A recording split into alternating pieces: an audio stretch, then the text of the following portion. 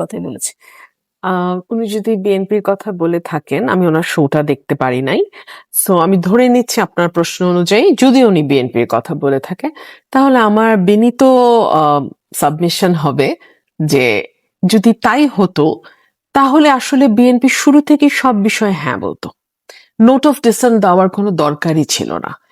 এই যে note of dissent দেওয়া এবং কিছু কিছু ক্ষেত্রে সেটা বহু অনুরোধ উপরোধ এমনকি আন্দোলনের হুমকি এমনকি কর্মসূচি ঘোষণার পরেও সেই জায়গা থেকে সরে না আসা, এটাই প্রমাণ করে যে বিএনপি এইবার মিন করছে যে তারা যেই যেই জায়গায় প্রতিশ্রুতি দিচ্ছে তারা সেই সেই জায়গায় কাজ করবে। আর ৩১ দফা এবং সাংবিধানিক যে পরিবর্তনগুলোর প্রস্তাব এই ঐক্যমতে এসছে, সেখানে কিন্তু আপনি খুব বড় কোনো ডিফারেন্স আমার নজরে পড়ে না। মানে খুব র্যাডিক্যাল কোনো চেঞ্জ কি কোথাও আছে? বিএনপির ৩১ দফা উচ্চকক্ষ নিম্নকক্ষের কথা বলেছে। বিএনপির ৩১ দফার মধ্যেও কিন্তু একটা জাতীয় সরকারের আদলে সকলকে নিয়ে একটা রেইনবো নেশন বা সকলকে মিলে একটা জাতীয় সরকার করার কথা বলাটা স্পষ্টই করেছে। সো আপনি যদি দুটো প্যারালালি দেখেন, খুব বড় কোনো ডিফারেন্স আছে বলে মনে হয় না।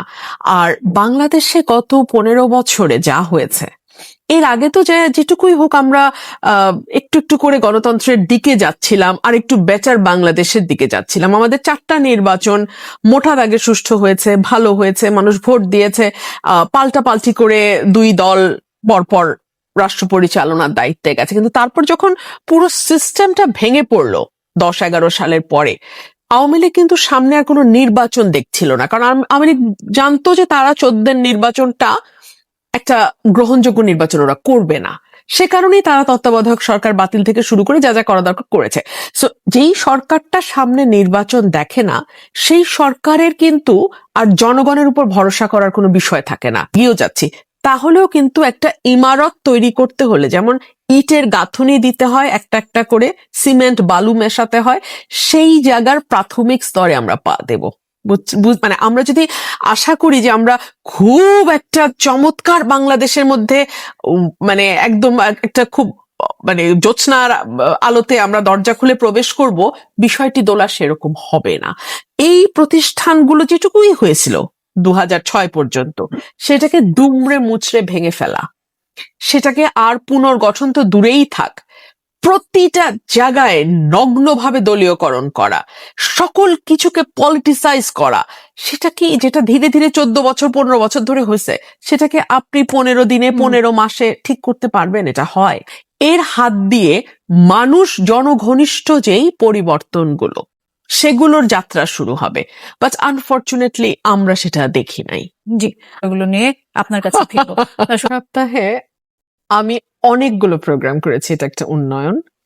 আজকে আমার বাবার মৃত্যুবার্ষিকী ছিল ২০শে অক্টোবর। আমার ১৯টা ইউনিয়নের মধ্যে ১৭টা ইউনিয়নে আলাদা আলাদা ভাবে দোয়া মাহফিল হয়েছে, আর বাকি দুটো ইউনিয়নে আগামীকালকে দোয়া মাহফিল হবে। সো আমার নেতা কর্মীদের কাছে আমি একদম অন এয়ার বলছি, আমি কিচ্ছু বলি নাই তাদেরকে। দে অর্গানাইজড ইট, তারা নিজেরা অর্গানাইজ করেছে, তারা খরচ করেছে, তারা দাওয়াত দিয়েছে, তারা মিলাদের আয়োজন করেছে। আমার কোনো ভাষা নাই তাদের কাছে কৃতজ্ঞতা জানানোর। আমার নেতা কর্মীরা গত ১০ বছর আমার সাথে যেভাবে ছিল, I wholeheartedly I am grateful to them. আর দেখুন, আমাদের নমিনেশনের ব্যাপারে তো খুব পরিষ্কার করে বিএনপি বলে দিয়েছে। এক হচ্ছে জরিপে আপনার ফলাফল কি, দলের জরিপ আছে, দলের বাইরের জরিপ আছে। ২ হচ্ছে এলাকার মানুষের সাথে আপনার যোগাযোগ। ৪ হচ্ছে তরুণ ভোটারদের জন্য আমরা এবার তরুণ প্রার্থী বা যারা কম্পারেটিভলি ইয়াং সেরকম প্রার্থী বেছে নিচ্ছি। এবং আমরা শিক্ষিত যোগ্য যারা কোনো রকম কোনো দুর্নীতির সঙ্গে আগেও জড়ায়নি, এই ১৪ মাসেও যারা কোনো রকম কোনো শৃঙ্খলা ভঙ্গের সঙ্গে ছিল না, তাদেরকে প্রায়োরিটি দেয়া হবে। সো তারপরে তো নিশ্চয়ই দলের উপরেই আমাদের প্রত্যেককে আস্থা রাখতে হবে, এবং সেই আস্থাটা আমিও রাখতে চাই। এবং কতদিন পর্যন্ত আমাদের অপেক্ষা করতে হবে জানার জন্য যে এই আস্থা